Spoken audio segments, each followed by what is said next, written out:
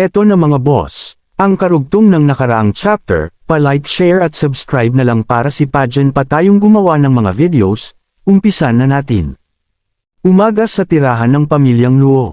Tahimik ang paligid. Ang sikat ng araw ay dahan-daw ang gumagapang sa mga bubong. Sa loob ng isang silid, nakaupo si Zuo Fan. Nakapikit siya.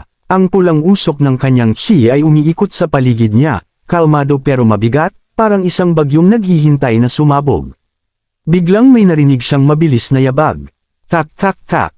Papalapit sa pinto niya. Bumukas ang pinto ng malakas. Pumasok si Lao Pang, hingal na hingal, pawis na pawis. Ang mukha niya ay puno ng takot.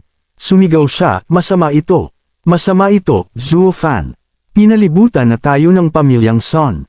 Dahan-daang damilat si Zuo Fan. Hindi siya nagulat. Sa halip, isang malamig na ngiti ang sumilay sa kanyang labi. Sabi niya, ang taong hinihintay ko. Sa wakas, dumating na. Nagtaka si Lao Pang at sumagot, bakit ang kalmado mo? Marami sila. Tumayo si Zuo Fan at inayos ang kanyang damit. Utos niya, tawagin mo ang binibini. Tawagin mo ang batang Panginoon. Haharapin natin sila. Paglabas nila, nasa labas na ang buong hukbo ng pamilyang Son. Nasa gitna si Son Yufei, at ang mukha niya ay puno ng galit. Sumigaw siya, pamilyang Luo. Lumabas kayo dyan. Humakbang si Zuo Fan paaban, kasama sina Luo Yunxiang, si Yunhai, at si Lao Pang. Hinarap niya si Son Yufei nang walang takot. Tinanong niya ng kalmado, gusto kong malaman.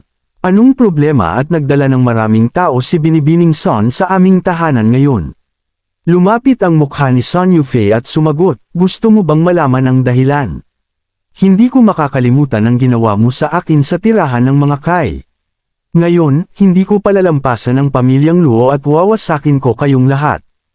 Hindi umatras si Luo Yunxiang. Humakbang siya at tinitigan si Son Yufei. Sabi niya, Binibining Son. Ang pamilya ko ay nanirahan sa Linchen ng 100 taon. Hindi madaling wasakin mo kami. Ang pamilyang Son ay ilang dekada pa lang sa lungsod ng Feng. Mag-ingat ka sa mga salita mo. Namula sa galit si Son Yufei. Biglang nagliyab ang kanyang kamay ng pulang enerhiya. Sumigaw siya, Luo Yunxiang. Gusto kong sabihin sa iyo ngayon.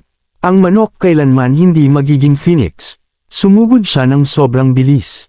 Isang suntok na may apoy ang pinakawalan niya, diretso sa mukha ni Yunxiang. Pero bago tumama ang kamao, isang gintong pamaypay ang biglang hamarang. Isang malakas na tunog ang umalangaw-ngaw. Isang lalaki ang lumitaw sa harap nila. Mahaba ang buhok niya, nakatali, at nakangiti pero malamig ang kanyang mga mata. Nagulat si Son Yufei at nasabi, Pinsan, ikaw. Yumuko ng bahagya ang lalaki kay Luo Yunxiang at magalang na nagsalita. Binibining Luo, patawarin mo ang kabastusan ng pinsan ko. Nandito lang kami para hanapin ang katiwala ng pamilyang Luo. Hahanapin namin ang hustisya para sa pinsan ko at hindi ka madadami. Basta ibigay mo ang katiwalang iyon, nangangako akong walang masasaktan. Sumingit si Son Yufei at galit na sinabi, Pinsan, hindi yan ang usapan natin. Hindi ba wawasakin natin sila? Hindi siya pinansin ng lalaki. Tumingin ito kay Yunxiang at dinugtungan, at kung gusto ng binibini, ito ay magandang pagkakataon para kay Binibining Luo na bumuo muli ng magandang kinabukasan. Tumayo ng tuwid si Luo Yunxiang at matapang na sumagot, ang humanap ng gulo sa kanya ay humanap ng gulo sa aming pamilya.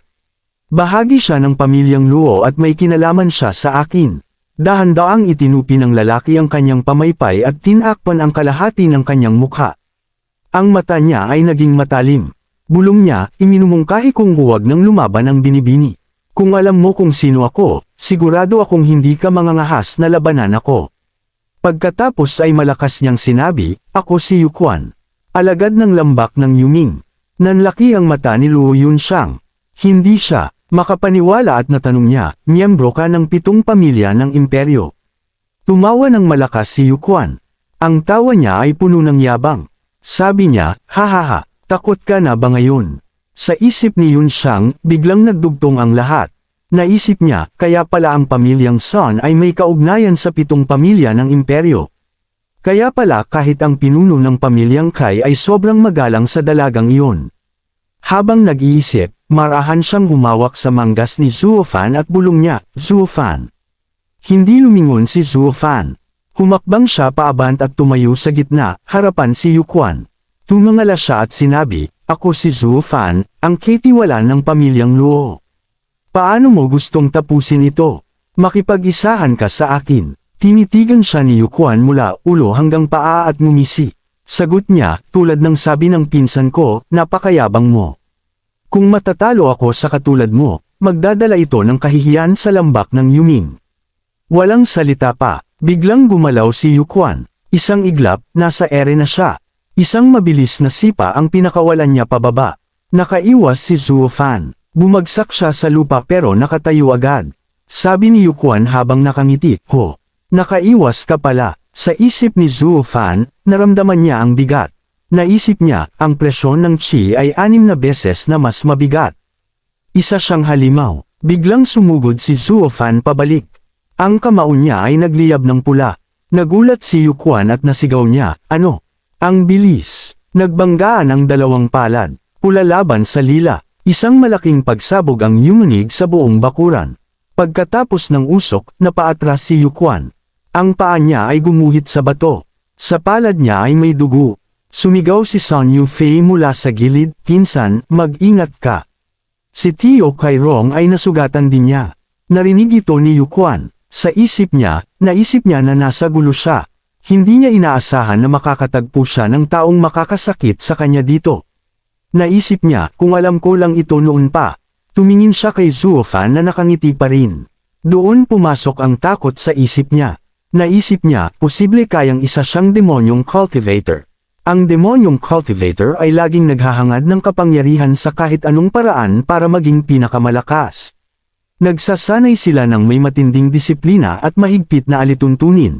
Ang kalabanan sila ay walang pinagkaiba sa pakikipaglaban sa isang grupo ng mga baliw. Dahil doon, nagdesisyon si Yuquan. Bulong niya sa sarili, "Kailangan ko itong tapusin agad." Itinaas niya ang kanyang kamay at biglang nagliyab ito ng kulay lila. Nakita ito ni Luo Yunxiang at nagulat siya, "Ano yun?" Lumipad si Yuquan pataas at isang malakas na palad na kulay lila ang ibinagsak niya pababa, diretso sa dibdib ni Zuo Fan. Nagulat si Zuo Fan at nasabi niya, "Ano?" Hindi na siya nakaiwas. Tumama ang palad sa gitna ng kanyang dibdib. Napaubos siya ng dugo at napaatras. Agad siyang hinawakan ni Yuquan sa balikat at sinabi, "Ang daloy ng chi mo ay naselyuhan na. Kahit may iba ka pang teknik, hindi mo ito magagamit." Tuwang-tuwa namang sumigaw si Sun Yufei, "Pinsan, bilasan mo, patayin mo na siya." Kasabay noon, sumigaw din sina Luo Yunxiang at Yunhai, Zuo Fan. Tumingin si Yuquan kay Zuo Fan at tumawa, "Hahaha, mamatay ka na." Akala ng lahat ay tapos na. Pero biglang itinaas ni Zuo Fan ang kanyang nanginginig na kamay. Kahit naselyuhan ang chi niya, pinilit niya itong gamitin. Biglang nagliyab ang kamay niya ng pulang apoy. Sumigaw siya ng buong lakas, palad ng dugong anino. Isang pulang palad ang sumalubong sa mukha ni Yuquan sa sobrang lapit. Isang malakas na pagsabog ang sumunod. Tumilapon si Yuquan paatras at bumagsak sa lupa, duguan ang bibig. Galit na galit siyang sumigaw, "Ang daloy ng chi mo ay sinelyuhan ko na.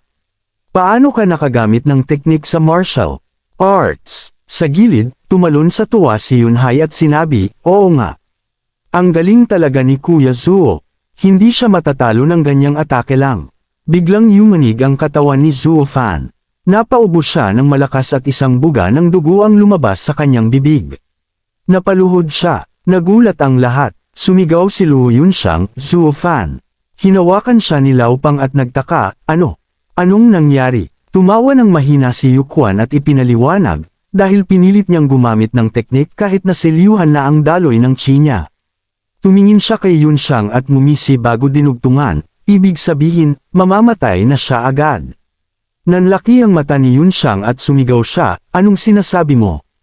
Tumayo si Yuquan at sinabi, "Sa kasamaang palad, kung pareho tayo ng lakas, baka ginamit ko na ang buong kapangyarihan ko.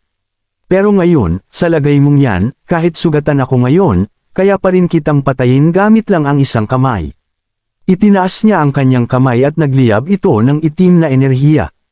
Hamarang si Luo Yunxiang sa harap ni Zuo Fan at sumigaw, "Hindi." Isang iglap, hinayla siya ni Yuquan palayo at bamulong, "Hahaha. Binibining Luo, hindi kita papatayin. Sumugod si Lao Pang para iligtas siya at sumigaw, bitawan mo siya. Isang pitik lang ni Yuquan at tumilapon si Lao Pang. Sigaw ni Yuquan, huwag mo akong harangan. Pagkatapos, ibinaling niya ang kanyang kamay kay Zuofan na nakaluhod at walang malay. Ang kamay niya ay naging itim at may matatalim na kuko. Sumigaw siya ng buong lakas at yumanig ang langit, mamatay ka. Sa huling sandali, isang sigaw lang ang pamunit sa katahimikan. Isang sigaw na puno ng takot at pagmamakaawa. Sigaw ni Luo Yunxiang, hindi. At sa salitang iyon, biglang nagdilim ang lahat. Thank you mga boss. Dito na natapos ang chapter na ta. Stay tuned lang, ini-edit ko pa ang susunod na chapter. Like and subscribe para updated kayo sa mga upload natin.